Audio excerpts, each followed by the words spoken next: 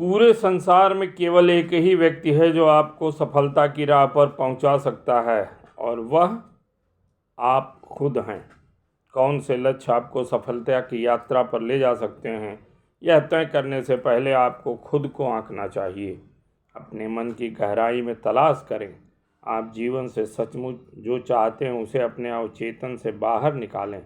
आपके पास ऐसे कौन से गुण हैं जो आपको उस लक्ष्य को हासिल करने की ओर ले जाएंगे। आपको यथार्थवादी होना चाहिए। हो सकता है कि आप कोई ऐसा लक्ष्य तय करना चाहते हों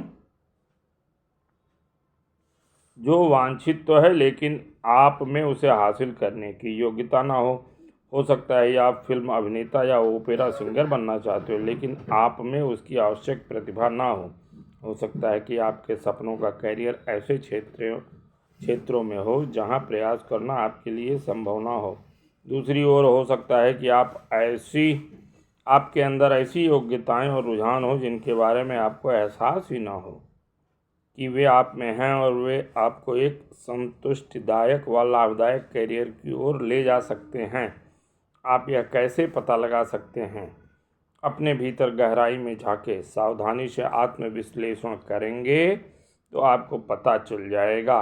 अधिकतर वयस्क पहले से ही जानते हैं कि वे क्या कर सकते हैं और क्या नहीं, वे क्या करना पसंद करते हैं और क्या नहीं। हो सकता है कि यह स्पष्ट न हो, लेकिन आत्मविश्लेषण आपको अस्पष्टता से बहुत आगे तक जाने और अपने बारे में गहराई से सोचने में समर्थ बनाता है। आपको बस सुनियोजित रूप से अपनी शिक्षा, पुराने अनुभव, शौकों और रुचियों का अवलोकन करना है। अपने जीवन के उन पहलुओं की तलाश करें जिनमें आप सफल रहे हों और जिनमें आपको संतुष्टि तथा खुशी हासिल होती थी। इससे आपको संकेत मिल जाएगा कि आप भविष्य में किन क्षेत्रों में सफल हो सकते हैं, लेकिन यह सिर्फ शुरुआत है। सफल लोग अपने कैरियर की शुरुआत से ही सीखते हैं कि ये किन खजानों से लाभ उठा सकते हैं। अपनी सभी संभावित संपत्तियों और संसाधनों की सूची बनाएं। सिर्फ इसी ओर न देखें कि जीवन में आपने अब तक क्या हासिल किया, साथ ही यह भी सोचें कि आपके अनुमान जो आप क्या क्या हासिल कर सकते हैं। अधिकतर युवाओं को कैरियर की शुरुआत में अपनी मानसिक क्षमताओं का बहुत कम ज्ञान होता है, और आम तौर पर समय के साथ उन्हें धीरे धीरे इनका पता चलता है।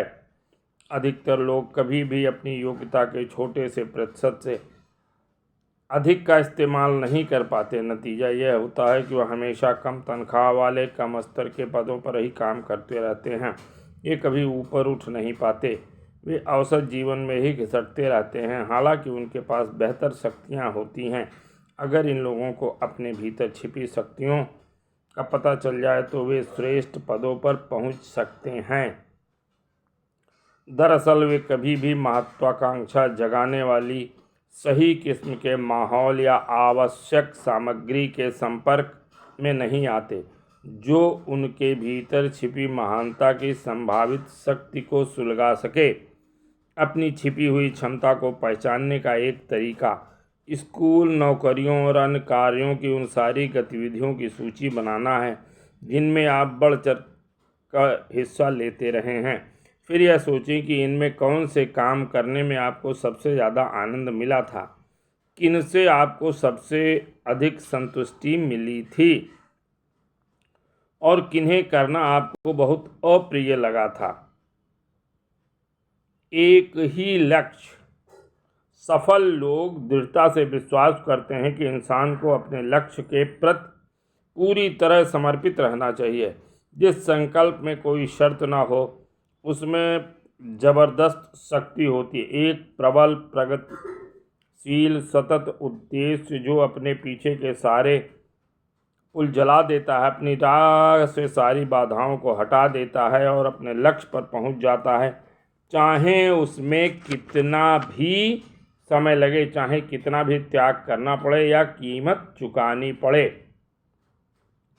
सफल होने के लिए आपको अपने दिमाग की सारी शक्तियों का एक अटल लक्ष्य पर केंद्रित करनी चाहिए और अपने उद्देश्य में लगन रखनी चाहिए। आपको करो या मरो, मृत्यु या विजय के सिद्धांत पर चलना चाहिए। कोई भी दूसरी इच्छा आपको कितना भी लुभाए, आपको उसका दमन करना चाहिए। मान लें कि किसी इंसान के पास निश्चित उद्देश्य है लेकिन योग्यता सिर्फ एक ही है। ऐसा इंसान 10 योग्यताओं वाले व्यक्तियों से अधिक हासिल कर लेता है, क्योंकि 10 योग्यताओं वाला व्यक्ति अपनी ऊर्जा को बिखरा देता है और कभी सटीकता से यह तय नहीं कर पाता क्या करना है। अपनी शक्तियों को एक ही चीज़ पर केंद्रित करके कमज़ोर से कमज़ोर इंसान भी कुछ न कुछ हासिल कर सकता है। कई चीज़ों पर शक्तियों को बिखराकर शक्तिशाली से शक्तिशाली इंसान भी कुछ हासिल करने में असफल हो सकता है। जिस तरह अगर राइफल की गोली के पीछे चुटकी भर बारूद हो तो ट्रक भर खुले बारूद के मुकाबले ज़्यादा परिणाम मिलेंगे। राइफल की नाल वह उद्देश्य है जो बारूद को लक्ष्य प्रदान करती है, वरना चाहे लक्ष्य कितना ही अच्छा क्यों ना हो, इसमें शक्ति नहीं रहेगी। इकलौते लक्ष्य की हमेशा विजय होती है। जो लोग सफल होते हैं उनके पास एक योजना होती है। वे एक ही दिशा में चलने की योजना बनाते हैं और उस पर अमल करते हैं। वे विस्तार से योजनाएं बनाते हैं और उनका पालन करते हैं। वे सीधे अपने लक्ष्य की ओर आगे बढ़ते रहते हैं। जब भी उनकी राह में कोई मुश्किल आती है तो वे दाएं बाएं नहीं होते। यदि वे मुश्किल के ऊपर से नहीं गुजर सकते तो उसे पार करते हुए निकल जाते हैं।